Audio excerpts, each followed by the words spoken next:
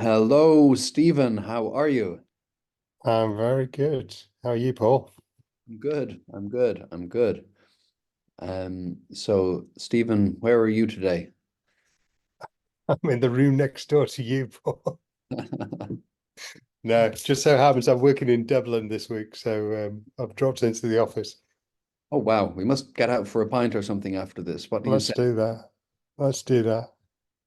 Brilliant. Uh, Well, really pleased to welcome you, Stephen, for our webinar conversation we're going to have today. Thanks for everyone who's joining. I'm going to guess that for everyone joining, Stephen won't need any introduction. He's a internationally recognized leader in the practice of PR, past president of the CIPR, past social media director at Ketchum, founder of agencies, modernizer in the space, and many of you know him today as founder or maybe co-founder of Wadds Inc.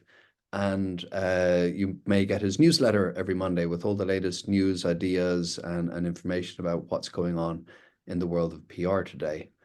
Um, and thrilled to have Stephen here today, because Stephen has just led some research that we commissioned with him around the area of purpose and polarization, which has become such a hot topic for people in PR today.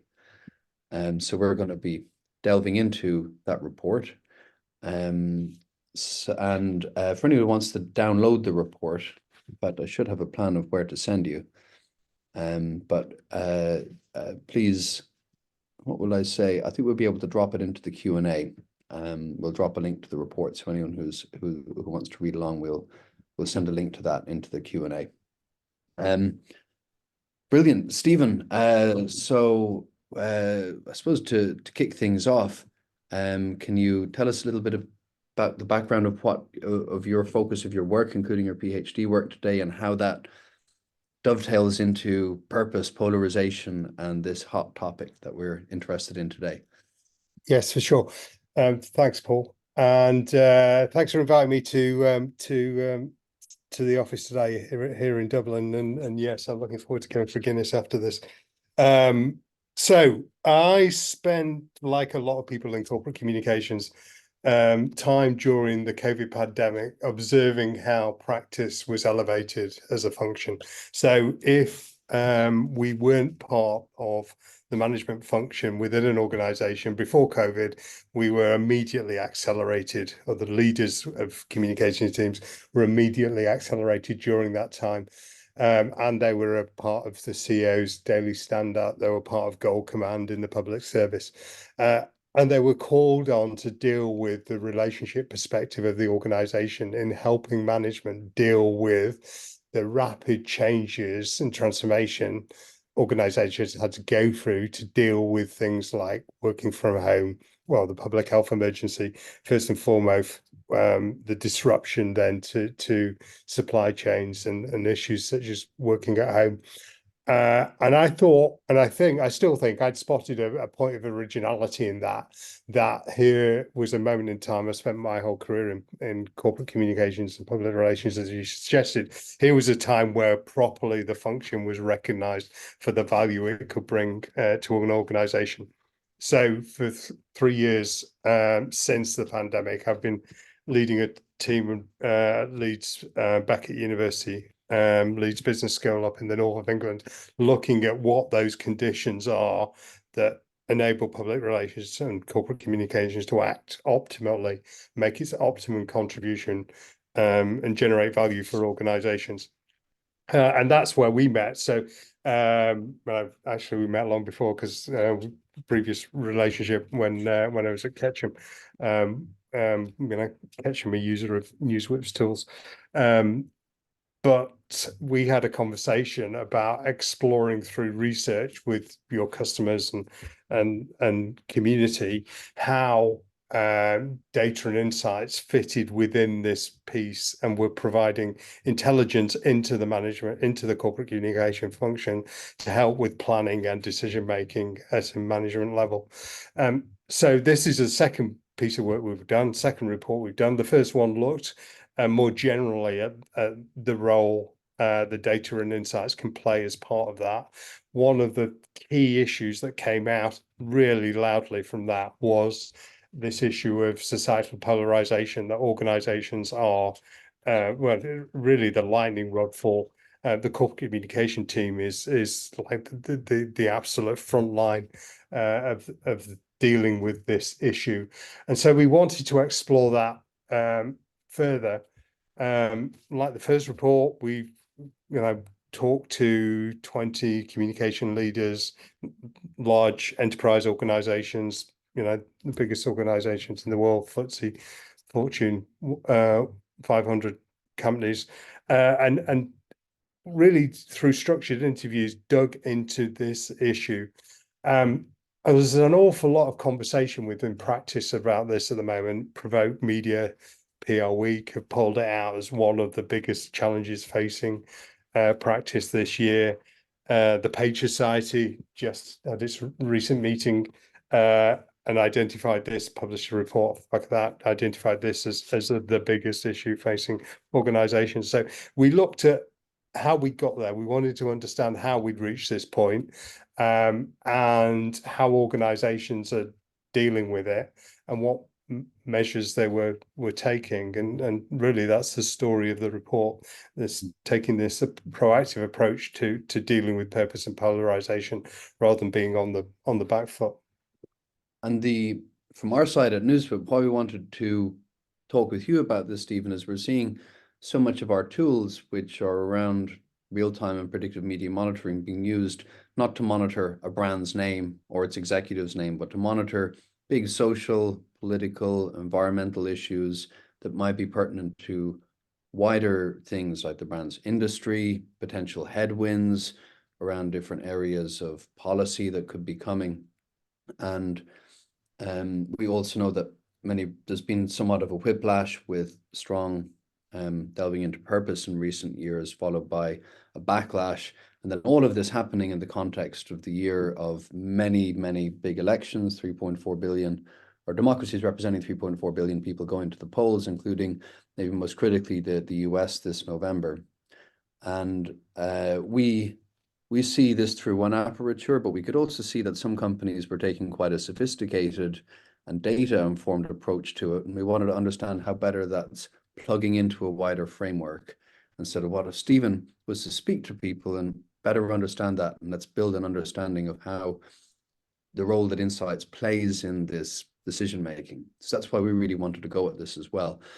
Maybe before we do, it is you were talking a little bit about how things have changed in recent years, and in your report you do have a brief background of, are corporations just here to make money, or are they here to, I suppose, take social and political stands on different issues, or where on the spectrum are we? And maybe a brief background on what's changed there. So this perspective is really interesting. There was an absolute moment during the pandemic where activist leadership was normative within organizations. So organizations spoke out on a whole range of issues. You remember this time we were literally inviting each other into our living rooms, kitchen tables, bedrooms in some cases. And so corporate communication was really humanized during that time, especially internal communication. And, the formality of stand-up meetings just completely slipped away. And that was a moment, absolutely was a moment. And you can go back, we can go, right back to the 1950s where, post-war CSR first became a corporate initiative for organizations, or a corporate function for organizations to give back and be part of society, and operate as good citizens with society. And then you got Milton Friedman in the 70s, called a halt to that effectively, and said, no, actually the role of an corporation is to make money, and the primary stakeholder is the shareholder. And then we got this, this movement of ESG that began in the 70s and really accelerated towards the turn of the century, as investors got behind it, allied mainly to issues related to climate as a way to identify and recognize organizations and investments that had good governance and a social aspect to what they did. And then we arrive at COVID. There's a whole range of issues came off the back of COVID, and you might remember Black Lives Matters, the Me Too movement, although that started slightly before, the whole trans discussion, and organizations in all these cases took positions on these issues.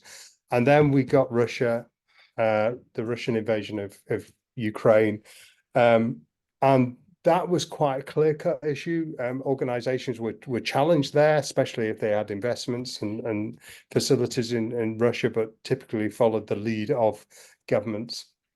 And then we've got the situation in Gaza, and these geopolitical factors, and I describe this as a whiplash, have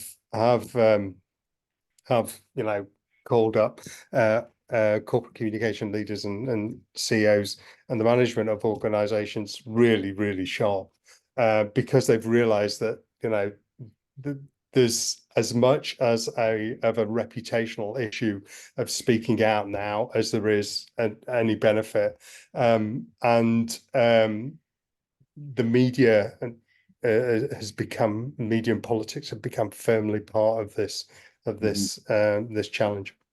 I'd like to move on to that before where we're going to get to for attendees is looking at the Foresight framework and like a bit of a framework for thinking about this. But a big factor is this big whiplash that's just happened. And another then is the media environment and the context that it's happening in. And from speaking to people at Page Society and our clients, we already know that generally, unless you're Ben and Jerry's ice cream or one of the, your Patagonia, you've got a strong point of view, somewhere comfortable.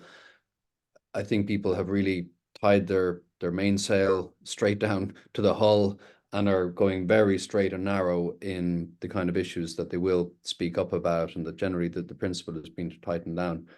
But it's not just that still won't be quite enough when there's many actors out in the new media landscape who want to pull you into things. Speaking to a textbook publisher, any edits to a textbook in some US states are now highly controversial from either side of the political aisle, and often in disingenuous ways. And that's because there's opportunities to go after companies and to score points doing that in the new media environment. So can you tell us a bit about this new media environment, some of the dynamics that are happening between social media, media now, because it's not just there was too much purpose, now there's a backlash, and it's called polarization. It's all happening in this crazy environment, right? Yeah, it absolutely is a media effect. Well, it plays out in the media. It's obviously a societal effect, but it plays out in the media. Looking through your data and using your tools, you're very able to identify how these issues occur. And so, we all know the issue that blows up on social media. Many organizations have been caught out by conversations starting within small niche communities on social media that, escalate and over a period of time, typically a shortening period of time, catch the attention of mainstream media. And mainstream media then reports on that, and you get this feeding effect. So that's the first one. Social media as a fire starter. The second one is really interesting. It's called media laundering. This is where in the US it's typically a far right site, website, or a niche website, or niche news media site, will run a story, or a story will be seeded, pitched into one of these media, and that story is then reported and second sourced through other media, and eventually escalates and finds its way up into the mainstream media. So you can see this, and it's really interesting. We spotted a conversation amongst political activists on Twitter where they were actually admitting to blowing up a story in exactly this way while we were doing the research. So this media laundering effect is very, very real. And then you get this feedback, this resonance loop that occurs, amplification loop we call it, that occurs with both these effects. Stories just gather momentum and become tornado-like, until there's an intervention that brings them back down. Now, there's a lot of discussion. It's I was sat in London earlier in the week, certainly last week, sorry, when the general election in the UK was called, and the Electoral Commission in the UK, the first statement they said was to appeal to the media not to be divisive or political. And that, I think, is an absolute recognition that you know, the media isn't going to solve this issue of polarization. It absolutely contributes to it, and it benefits from it. The economics of media these days, attention drives revenue. So the media has a really important part to play. We also observed, and there's countless examples of this, the political capital that is gained through polarization. And you just gave an example there of textbook changes in the US that become blown up, that a politician would jump on. And that's the other really big driver in this issue. If a politician takes issue with a statement or a perspective that an organization has, they will drag that issue out into the mainstream media with all the attention that they're going to garner from that. It's interesting, on the day we published this report a week or so ago, the Minister for Common Sense in the UK, Estimate Vey, made a statement about just taking issue with performative acknowledgement of gender-based issues, and cited the use of the rainbow lanyard as performative measure within councils, and blew up into mainstream media very quickly. So those effects, the managing the political stakeholders, political environment, especially during an election period, is absolutely critical, because they will certainly blow an issue up. And this is a situation where having good quality, rich data. Sorry, but we're the data guys, but we know that's what calms things down, because there's the statement, there's the Daily Mail story, maybe there's the mini social media firestorm, but how big is it really? Will it be gone in 12 hours, 6 hours? Is there going to be a second day of this or not? And there's two aspects to that. There's understanding the perspective live and in real time, and there's been able to gain insight from previous, predictive insight into, how an issue might play out. So I think that's important as well. Sorry, I interrupted. Oh, you're right, because in some previous cycles we've seen something like, well, the example being Bud Light, but that was the biggest social news story in the US for days and days. It clearly wasn't going away, and in the end wasn't well managed. But then you've got stories that look like response could be very counterindicated, because they blow up in this very localized way with very activist people and very activist websites and activist Twitter accounts, and it's probably just fine to sit some of those out. And as you say, use previous models and examples to put whatever is happening today into scale. And we see that a lot. But let's look, that's one area of maybe management decision factors that you identified, Stephen, in the report. There's obviously going to be a question whether a company is proactive in an issue, or is being called to make a statement, or otherwise potentially could get involved with the purpose issue. You've looked at some management decision-making factors. Can you tell us about Well, actually, the research, the interviews you conducted that led to these, how you distilled these out, and what they are. Yeah, so what we wanted to do was try and understand the processes that organizations went through when they were making these decisions. And I have to say the dial has been turned right down from the activists, if the height was the activist position during COVID, then now it's completely almost reversed, and that's why I describe this whiplash effect, and it's very, very apparent. And you say there's always going to be outliers, of course, but generally, organizations have become much more conservative with a small c in taking positions on this. So we codified a framework. I mean, one of my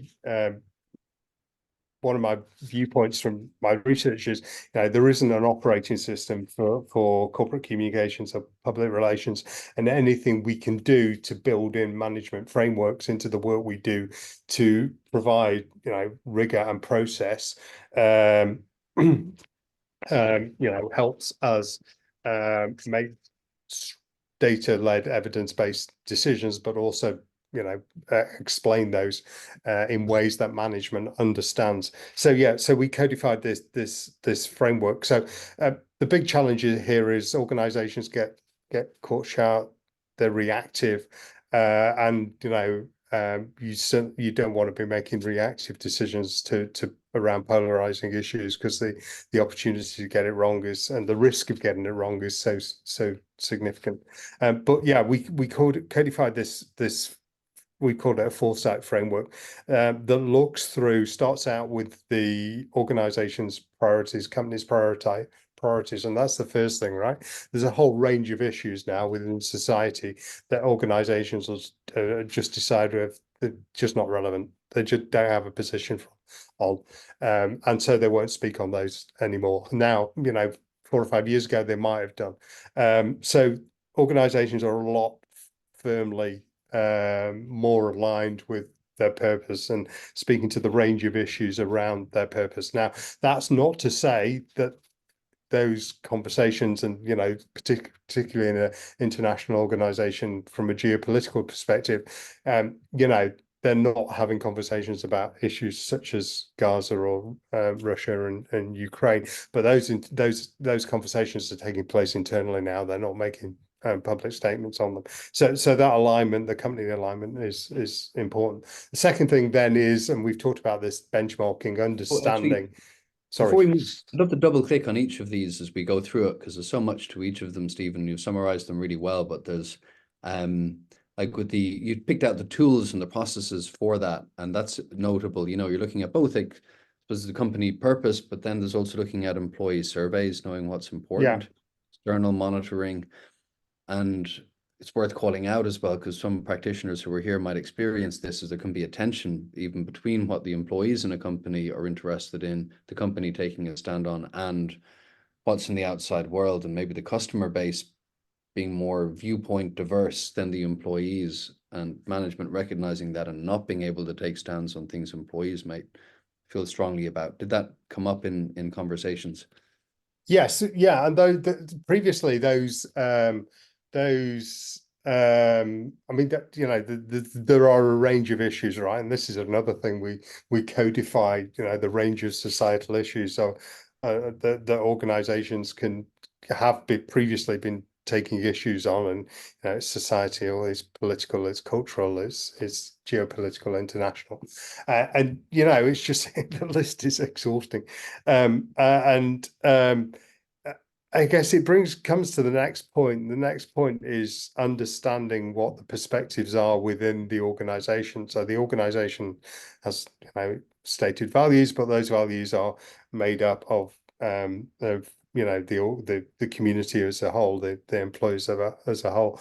And I think organizations have got a lot smarter at understanding both the public sphere, using tools such as your own, but also the internal sphere, in their internal organization, through internal social networks, internal polling, and listening in the truest sense, that listening, the enterprise listening, is rapidly becoming a corporate function. And then the next step is benchmarking. So tell us about that, Stephen.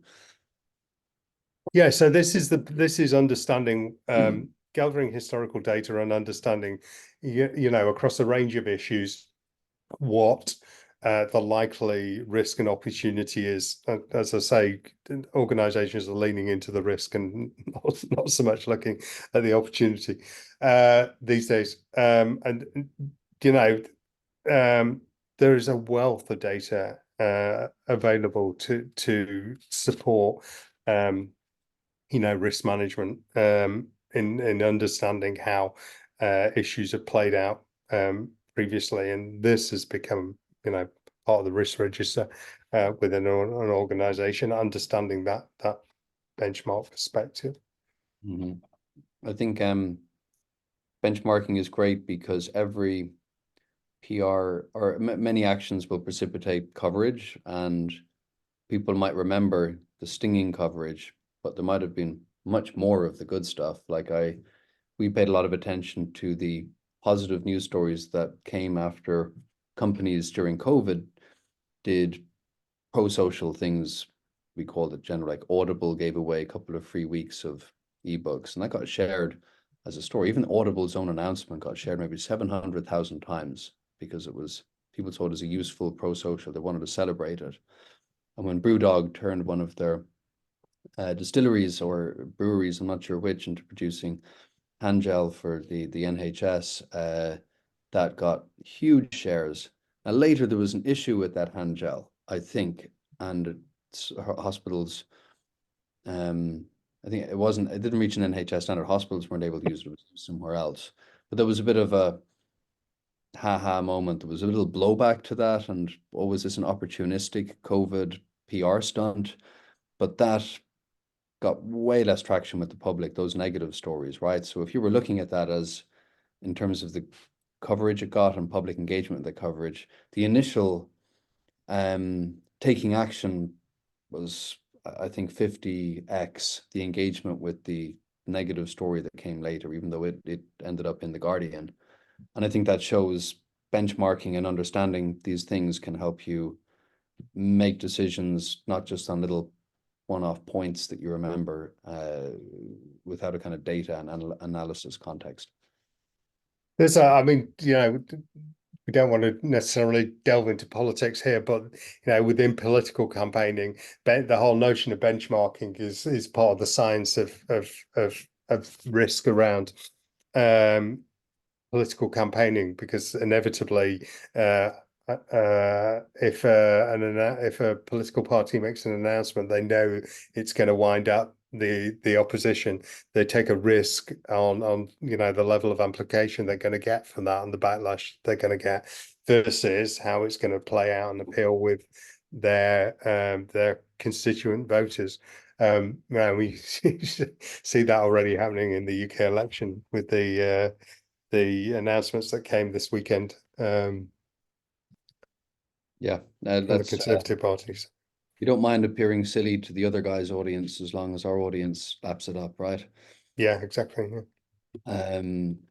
Good. Well, and I think arming that kind of data can then steal management for doing things, and you can prepare or almost I was going to say vaccinate, but get management ready. There's going to be some blowback, as you said, and we expect it, but it's going to be worth it, because we're going to be called a woke corporation, or we're going to be called something, but there's going to be a lot of positivity, we think. So next area in the Foresight framework, and as a reminder, what we want here is this is key considerations for managing polarizing issues, and we've said company priorities being really important, benchmarking and understanding the landscape. Then the next is we're moving into real time in the flow. You've got an area of distribution of insights. So can you tell us about that and what that looks like? Yeah, there's two aspects to this. So there's the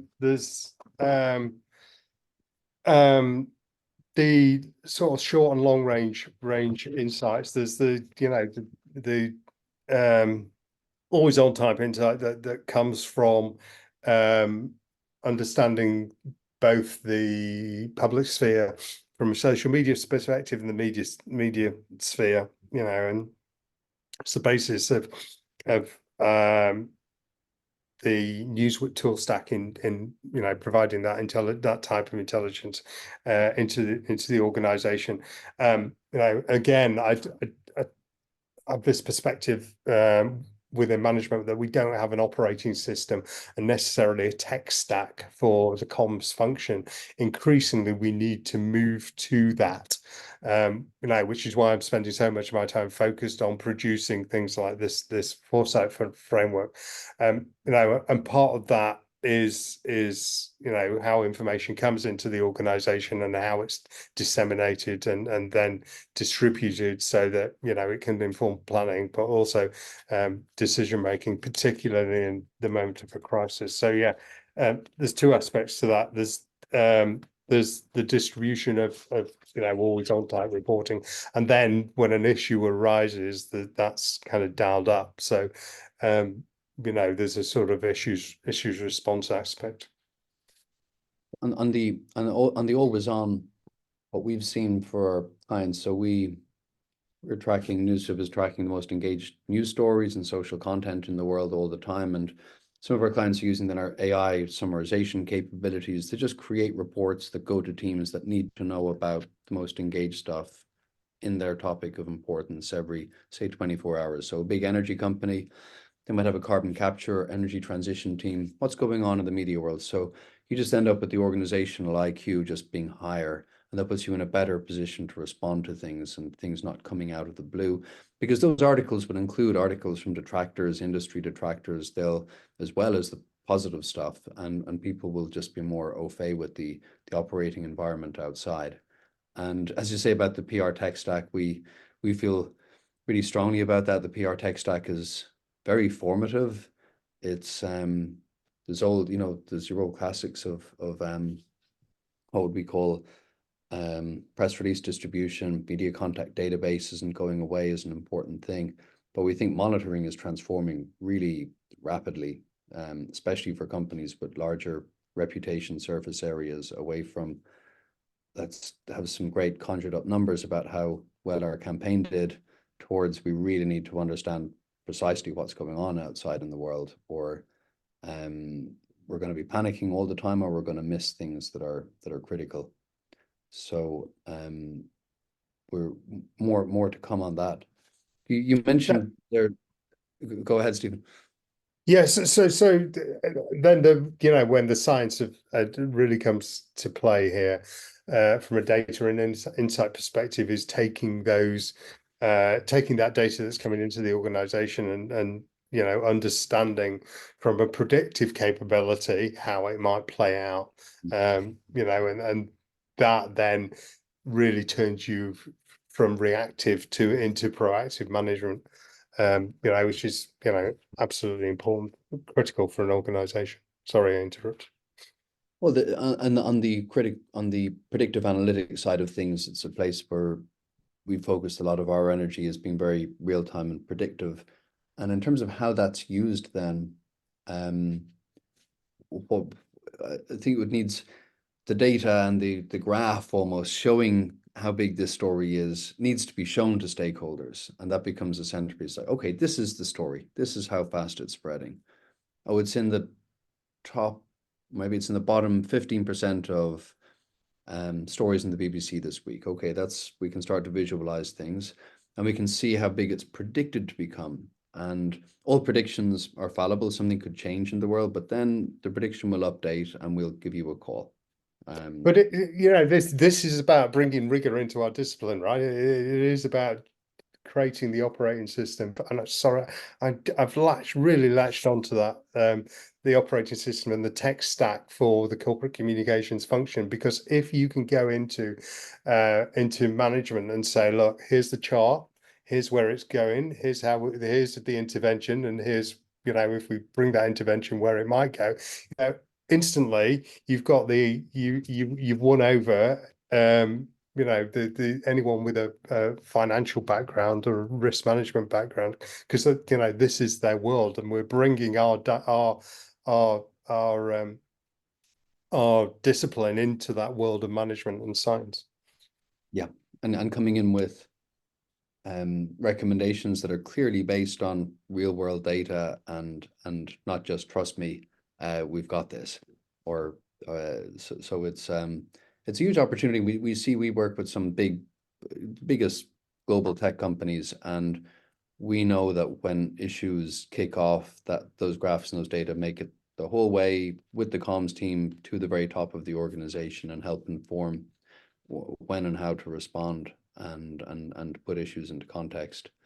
So it's definitely, there's being that strategic external view of what's going on in the world outside is this huge opportunity for comms today. Now there's getting proactive. There's another area moving on from the prediction of events and stepping back and looking at longer term reputation management. Can you tell us about that as well, Stephen? That's come up in your interviews. Yeah, so I think there's very definitely a shift. We've seen the fragmentation of media. That's been the story of the last 20 years, the shift to social media, and this explosion in digital around the internet. You know, when I started my career, public relations, corporate communications, we had very much had a media perspective of an organization, and we help manage the reputation of the organization through a media lens. I think that's changing fundamentally, so that the corporate communication function, public relation function, I use those terms interchangeably, is increasingly taking a reputational perspective across a whole range of stakeholders within an organization. And that's to say that the media is a very important part of that, but we also have an opportunity to help an organization manage its reputation across the entire range of stakeholders. And we're the only function within management that has a reputational perspective, an external reputational perspective, stakeholder perspective, apart from typically the CEO. And so that I think makes us incredibly valuable. I know it is. I spoke to these were individuals, right? That you see the list of in the report itself. Right, are they operating within the largest organisations? Who described how their role was changing. I always ended an interview saying, well, I'd start around asking about what an individual thinks makes them, uniquely suited to the role. And without exception, they all talked about EQ being part of firmly part of their role traditionally, but increasingly IQ was also the mix of this science and data, but also the emotional perspective, to give this rounded relationship view, really important. And I think this, frankly, this is the huge opportunity for our practice. It is. It is. Now, I've been able to get a couple of Q&As through. Were you able to see those as well, Stephen? I was able to answer a question. I was drop in. Oh, hang on. Yeah. And I've confirmed, I believe we will be able to share a recording of this with attendees, but we'd be very open to other questions that anyone who's here, people have been reading the report, might have found something surprising or interesting in there. So please drop in a question to the chat if you have one. I think one, I suppose, question I'd have about the report is what was surprising for you, Stephen, in the results? There's always something when you do the first party research that they're like, what was well, so I'd hoped I thought I might find organizations that had recognized turned polarization into an opportunity, and we're using it to bridge communities. And there's a huge conversation at the moment in business about the potential for organizations to step up into that role.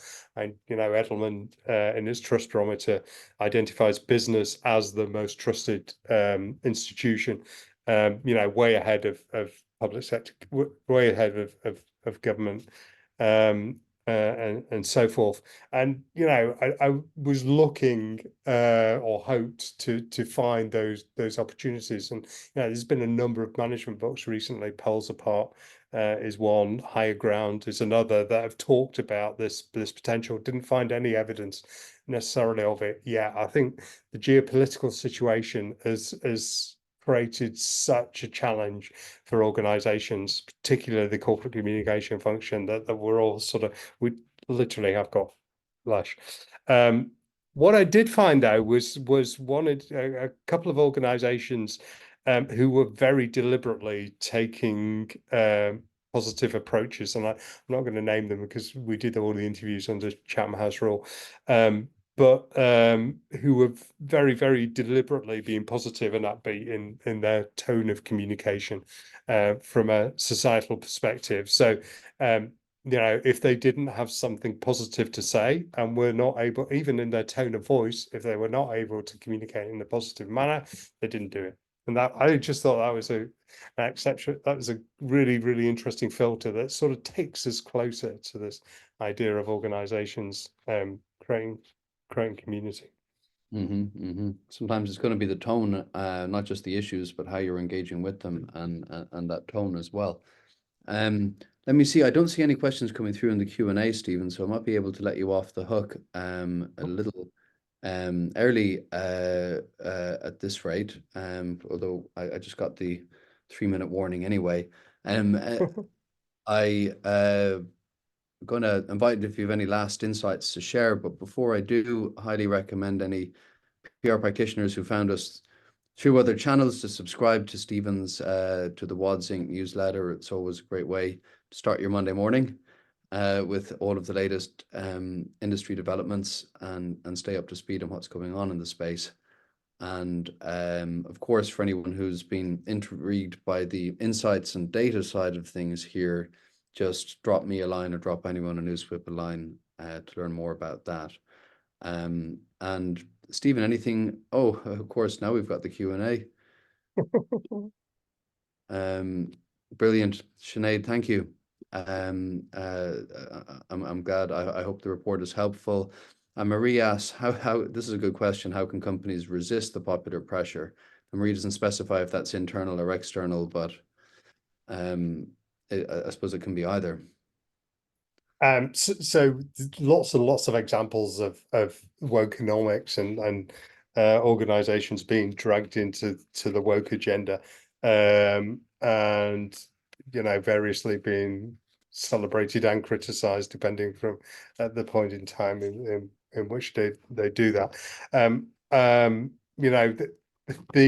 think the sort of the perspective 3 or 4 years ago, when I think companies would have absolutely lent into popular pressure and responded, but now they're very firmly rooted in a risk perspective, and will look align their values with public, and if there's a match and they've got something to say, they'll say it. If not, they won't. Very, very notable how that's happened, and it's happened so quickly. Yeah. And nothing like data again to change people's minds. If you need to show why to engage or not to engage, look at what's happened with similar engagements in the past and how those have played out. And the valence of the environment can matter as well. Sometimes things are just that bit sharper, and people are more primed to extreme responses. The nature of our very super linked world. So thanks very much, everyone, for attending. We'll send around the link. The report is there to download. If you didn't manage to download it during the webinar, you can find it on the Newswhip website. And Stephen, thanks very much for sharing some really great research and insights with us today. Thanks, Paul. Okay, cheerio. Thanks, everyone, for attending. Bye-bye. Thank you. Bye-bye.